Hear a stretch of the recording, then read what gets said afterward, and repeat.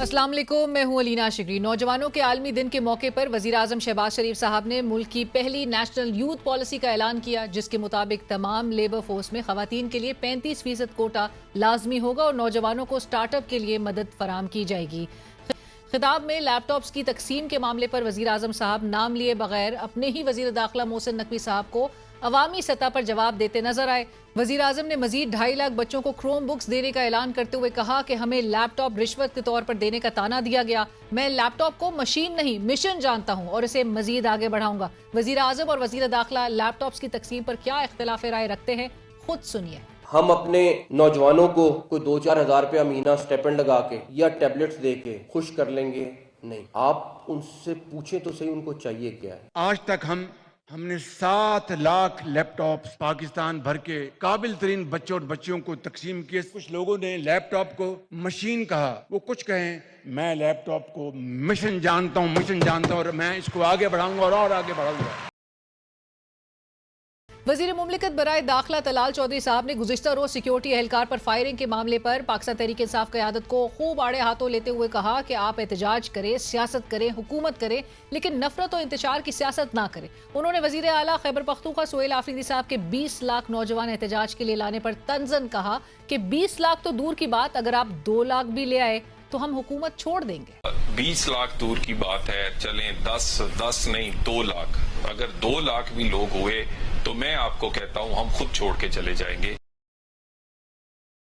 एक निजी चैनल की जानिब से दावा किया गया है कि साबिक वज़ीर आज़म इमरान खान साहब ने अपने एक देरीना साथी के जरिए पाकिस्तान तहरीक इंसाफ के साबका founding member Akbar S Babar साहब को पैगाम भिजवाया है कि वो PTI के इब्तदाई दौर के साथियों और नाराज रहनुमाओं को मुत्तहद करें। पैगाम में मुबैना तौर पर इमरान खान साहब ने यह भी कहा है कि मैं जेल से जब भी बाहर आया तो सबसे पहले अकबर एस बाबर के घर जाऊंगा। इस खबर के बाद सोशल मीडिया पर मीम्स का तूफान बरपा हो गया। अकबर एस बाबर साहब ने तो इस पैगाम की तस्दीक भी कर दी है। अलबत्ता मुलाकात में तातुल के बायस इमरान खान साहब से तस्दीक होना अभी बाकी है।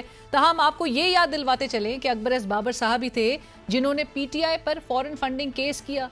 PTI के इंट्रा पार्टी इलेक्शंस पर एतराज भी अकबर एस बाबर साहब ने ही उठाया, जिसके बायस PTI इलेक्शन से कबल बल्ले के निशान से महरूम हो गई। जराइम दुनिया के हर माशरे में पाए जाते हैं, मगर हर जुर्म रियासत के लिए शर्मिंदगी का बायस नहीं बनता। हाँ, अलबत्ता यही जुर्म रियासत के लिए उस वक्त शर्मिंदगी का बायस बन जाता है जब जुर्म सिर्फ मुजरिम ना करे बल्कि निजाम भी उसका शरीक दिखाई दे। जब पुलिस की वर्दी तहफ़्फ़ुज़ के बजाय खौफ की अलामत बनने लगे, जब मुतासरा खानदान इंसाफ के दरवाजे पर नहीं बल्कि TV कैमरास के सामने फरियाद करने पर मजबूर हों, और जब हुक्मरानों की कामयाबियां इश्तिहारात तक महदूद हो जाएं, जबकि गलियों में जराइम और अदालतें सिर्फ फाइलें उगल रही हों, तो फिर मसला चंद जराइम पेशा अफराद का नहीं रहता, पूरे निज़ाम का बन जाता है। अगर एक लड़की दफ्तर जाते हुए खौफजदा हो, एक बच्चा घर से निकलते वक्त गैर महफूज हो और एक शहरी पुलिस को देखकर मुतमईन होने के बजाय परेशान हो जाए, तो फिर तरक्की के तमाम दावे खोखले मालूम होते हैं। कराची में IBA के ग्रेजुएट मीर रजा अली कत्ल केस में पुलिस की मुजरमाना गफलत और मामले को रंग देने की कोशिश उस वक्त पूरी तरह से स्टैब्लिश हो गई जब IG सिंध ने प्रेस कॉन्फ्रेंस करते हुए इस मामले में जो लैप्सेस हैं उसका एतराफ़ कर लिया। मीर रजा अली 28 जुलाई की रात अपने घर से ऑनलाइन कैब के जरिए निकले और फिर अगले रोज उनकी लाश बरामद हुई। कराची पुलिस की जानिब से इब्तिदाई रिपोर्ट में गुस्सा ठंडा करने या फाइल बंद करने के लिए तसव्वुर कीजिए फौरन उसे माली नुकसान के बायस खुदकुशी का रंग दिया गया। पुलिस ने दावा किया कि नौजवान ने खुद को गोली मारी, हालांकि दूसरी पोस्टमार्टम रिपोर्ट जाहिर करती है कि गोली कमर के बालाई हिस्से में लगी और छाती से बाहर निकल गई। कोई भी इंसान अपनी ही कमर पर गोली मारकर खुदकुशी नहीं कर सकता। मकतूल की खोपड़ी के पिछले हिस्से में फ्रैक्चर, पेशानी और नाक की हड्डी पर शदीद चोटें और जबड़े के पास खून जमा हुआ था, जो जाहिर करता है कि मौत से कबल उन पर वहशियाना तशद्दुद किया गया। मैदे, हाथों, पैरों और फेफड़ों से तेजाब की मौजूदगी के शवाहिद मिले।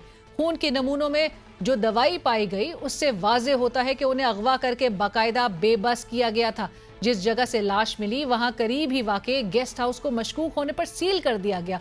मकतूल के वालिद मीर हुसैन साहब कहते हैं कि पुलिस उन्हें गेस्ट हाउस की CCTV फुटेज फराम करने से गुरेज करती रही। पुलिस अफसरान ने मीर रजा अली के दोस्तों को थाने बुलाकर धमकाया कि वो मकतूल की फैमिली से ना मिले और ना ही किसी एहतजाज का हिस्सा बने। हम 10 दिन से वीडियोस मांग रहे हैं गेस्ट हाउस की, वो नहीं दी जा रही हैं। हमें बोला आज दे रहे हैं, कल दे रहे हैं, आज दे रहे हैं, कल दे रहे हैं। जो दोस्तों के नंबर दिए गए उसके एम्प्लॉयज के नंबर, उनको बुला के दिमागी मेंटली टॉर्चर दे रहे। आपने उनको डरा दिया, प्रोटेस्ट में नजर नहीं आना।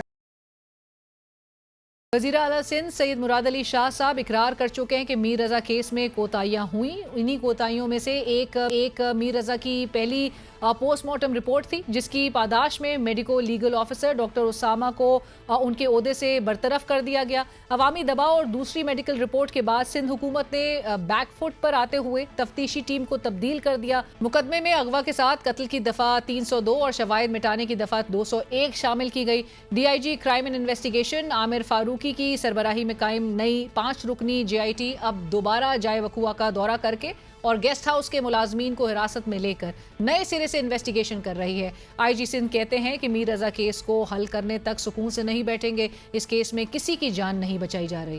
लेकिन इसमें जो कोताहियां हुई हैं, वो कोताहियां तो इन्वेस्टिगेशन में नहीं आएंगी ना। इसलिए हमारा ख्याल पे एक जुडिशियल कमीशन बने। जब तक इसका तय नहीं लगाएंगे, तय नहीं लगाएंगे, उस वक्त तक हम सुकून से नहीं बैठेंगे। ये मैं आपको तसल्ली देता हूं। किसी की जान बचाई जा रही है या किसी को, हमें बिल्कुल नहीं है। असल अलमिया यह है कि पाकिस्तान में जुर्म अब सिर्फ मुजरिम नहीं करते, निज़ाम भी उसकी राह हमवार करता दिखाई देता है। कहीं FIR दर्ज नहीं होती, कहीं शवाहिद गायब हो जाते हैं, कहीं तफ्तीश कमजोर कर दी जाती है और कहीं ताकतवर मुलजिम कानून से ज्यादा ताकतवर साबित होता है। यूं महसूस होता है कि ताकतवर को गिरफ्तार करने से पहले इंसाफ का गला घोंट दिया जाता है। कराची के सबसे महफूज और सिक्योरिटी से लेस इलाके 3 तलवार, जहां हुक्मरानों के काफिले गुजरते हैं, वहां दिन दिहाड़े डॉक्टर आकाश को गोली मार दी जाती है। प्रिया कुमारी अगवा केस को बरसों गुजर गए। इस मासूम बच्ची की मुस्कुराहट न जाने सिंध के किस वडेरे की औताक या अगवाकारों के तहखाने में कैद है। सिंध की धरती के बहादुर सहाफी नाजिम जोखियों ने तिलोर के गैर कानूनी शिकार पर रिपोर्टिंग की तो एक जाबिर MPA ने उसे कुचल कर रख दिया। भीड़ की उम्मे रुबाब नंगे पांव अदालतों की खाक छानती रही।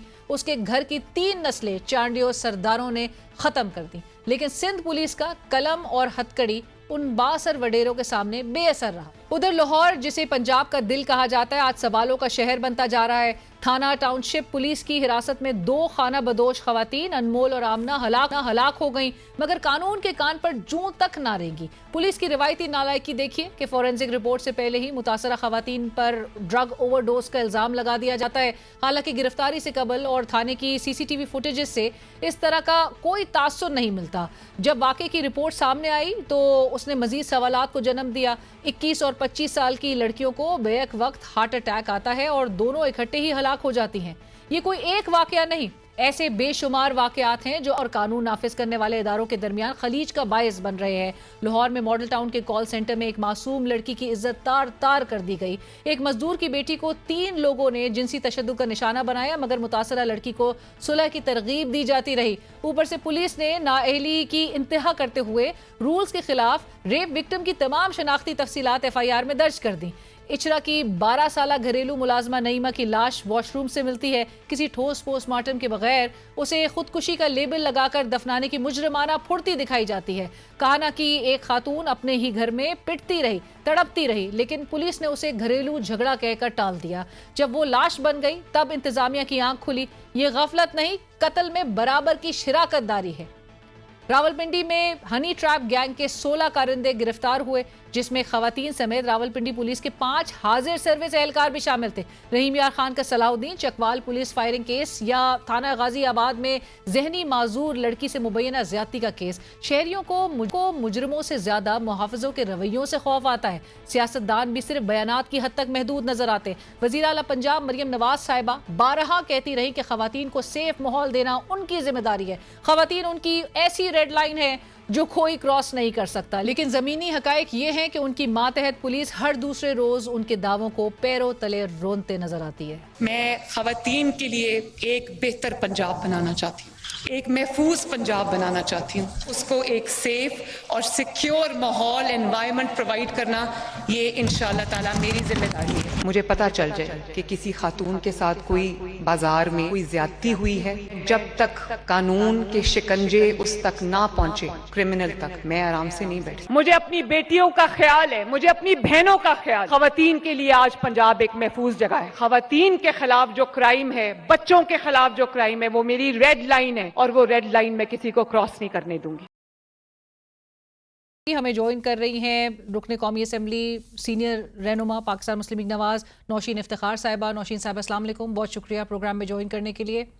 और हमें ज्वाइन कर रहे हैं पैनल में मौजूद हैं राना आतिफ साहब रुकने कौमी असेंबली और सीनियर रहनुमा पाकिस्तान तहरीक इंसाफ के राना आतिफ साहब, अस्सलाम वालेकुम, बहुत शुक्रिया आपका भी ज्वाइन करने के लिए। राना साहब, गुफ्तगू का आगाज़ आपसे, चूँकि आज वज़ीर मुमलिकत बराए दाखिला तलाल चौधरी साहब ने प्रेस कॉन्फ्रेंस करते हुए आपकी जमात के हवाले से कहा कि भाई आप लोग सियासत करें, आप लोग हुकूमत करें, आप लोग एहतजाज करें, लेकिन नफरत इंतशार की सियासत ना करें। और वो ये भी कहते हैं कि सरमायाकारी मुल्क में आ रही है, मुल्क तरक्की कर रहा है, इस्तेहकाम आ रहा है, आप लोग सड़कों पर लाने की लोगों को बातें कर रहे हैं, तो क्यों कर रहे हैं आप लोग इस तरह से? आप लोग को मुल्क की तरक्की जो है वो हजम नहीं हो रही? बिस्मिल्लाहिर्रहमानिर्रहीम। देखें, आप एक तो ये है कि ये वही रटी रटाई बातें हैं, इन्होंने कौम का 50 साल ज़ाया कर दिए हैं। बंदा चलो परफॉर्मेंस उनकी कोई इंप्रूवमेंट नहीं होनी थी, इनकी बातों का लेवल भी नीचे चला गया है। बातें किस किस्म की कर रहे हैं ये बातें? सीरियसली स्पीकिंग, दुनिया के कौन से मजहब मुल्क में कोई ऐसी बातें करता है?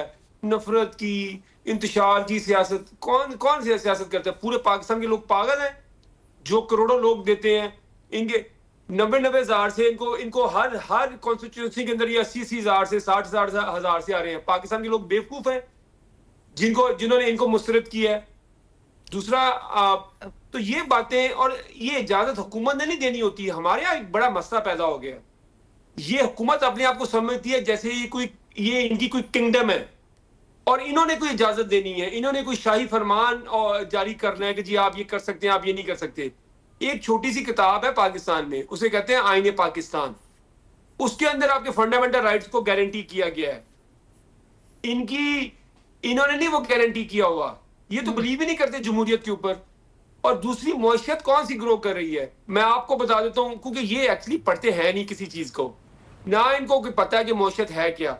अगर इनको पता होता तो मईशत यहाँ पे होती। और मसला ये है कि हर बंदा अपने महकमे के बारे में बात नहीं करता, वो दूसरे के कोई और ही बात करना शुरू कर देता है। जिसने इकोनॉमिक्स की एक किताब नहीं पढ़ी होगी, कोई फाइनेंस का उसे एक चीज नहीं पता होगी, वो मईशतदान बना होता है। यहाँ पे बदकिस्मती है। जून के अंदर जो एफडीआई का नंबर है ना, वो $14 मिलियन है। सिर्फ $14 मिलियन जो जून के अंदर एफडीआई है।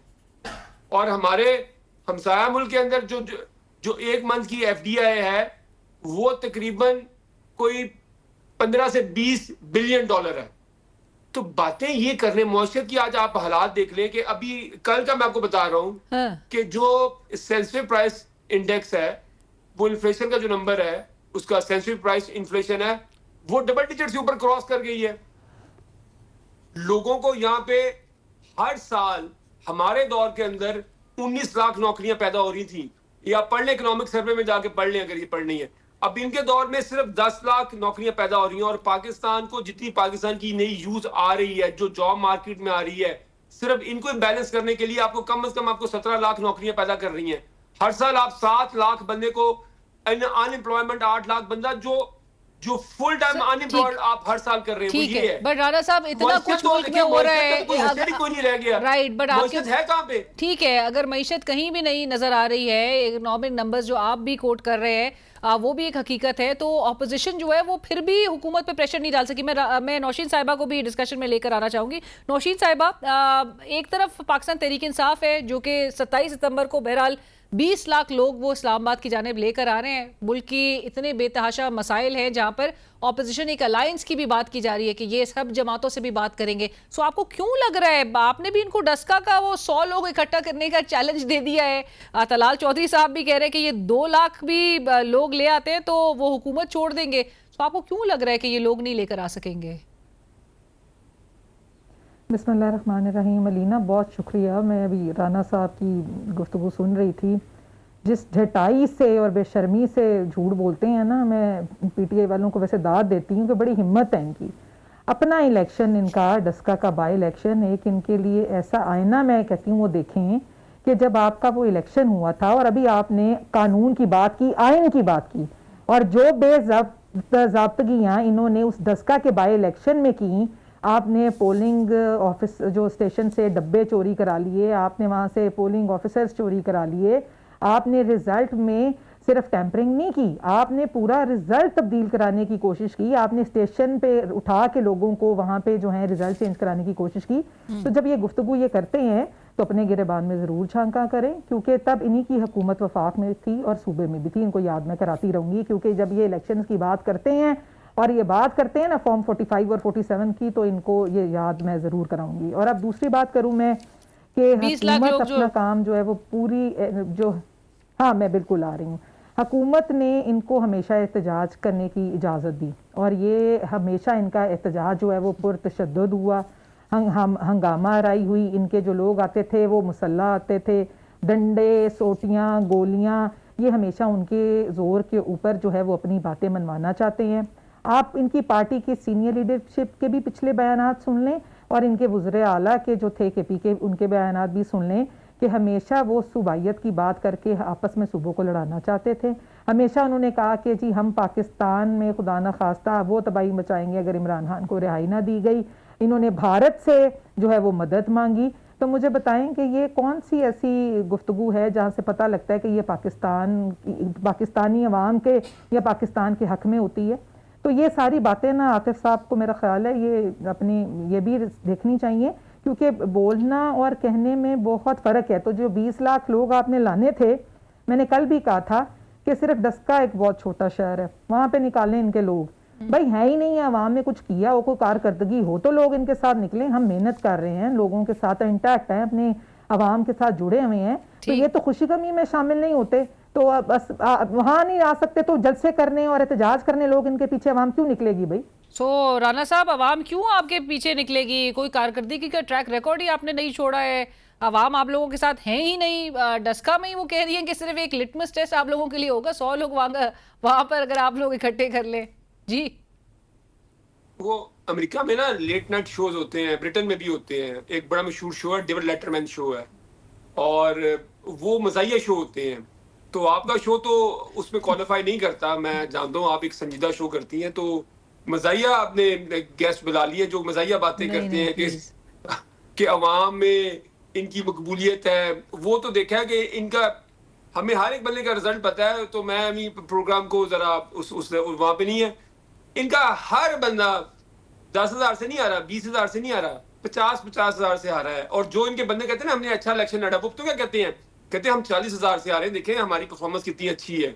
वो तो फॉर्म 47 की बरकत है कि 17 सीटों पे जिस तरह इन्होंने हुकूमत की, और उसी की वजह ये है, और उसी की वजह से हो ये रहा है कि पाकिस्तान की जो पिछले 4 साल की जो इकोनॉमिक ग्रोथ है ना, वो 2.2% है 4 साल की एवरेज।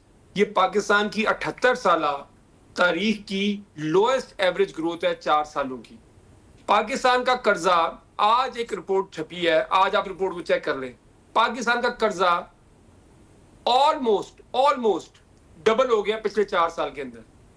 पाकिस्तान की टैक्स कलेक्शन जो इस साल का हदफ डाल के पिछले 5 सालों के अंदर टैक्स कलेक्शन पाकिस्तान की, उससे पहले जो 75 साल थे 1947 से लेके 2022 तक, उससे ज्यादा आपकी टैक्स कलेक्शन आपने लोगों की जेबों से निकालनी है 2022 से लेके 2026-27 के अंदर। ठीक, ये इनकी इकोनॉमिक परफॉर्मेंस है। राना साहब, आपसे मैं सवाल कर रही हूँ, 20 लाख लोग लेकर आप लोग आ रहे हैं कि नहीं 100 बंदा डस्का में इकट्ठे करने के लिए चैलेंज लेने के लिए तैयार है? आप घूम फिर के उनकी इकोनॉमिक परफॉर्मेंस पे आ रहे हैं, वो तो लोग देख रहे हैं। अगले इलेक्शन में जाएंगे, सब कारकर्दगी पर ही अगर वोट पड़ता भी है तो पता चल जाएगा सबकी स्टैंडिंग क्या है। बट आप बताएं, आपकी PTI जो है, जिसके इतने रोजाना की बुनियाद पे एक दूसरे से झगड़े जो है वो सर्फेस कर रहे हैं माजरत के साथ, क्या वो वाकई में 20 लाख लोग इकट्ठे कर पाएगी?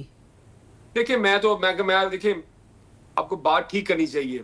ये 20 लाख बंदे वाली जो स्टेटमेंट है ना, ये कोई अच्छी मुनासिब स्टेटमेंट नहीं है। ये इसे देखिए ना, ये चलो जी, 20 लाख बंदा तो पार्टी अलाइन नहीं है, पार्टी अलाइन नहीं है इस दावे पर।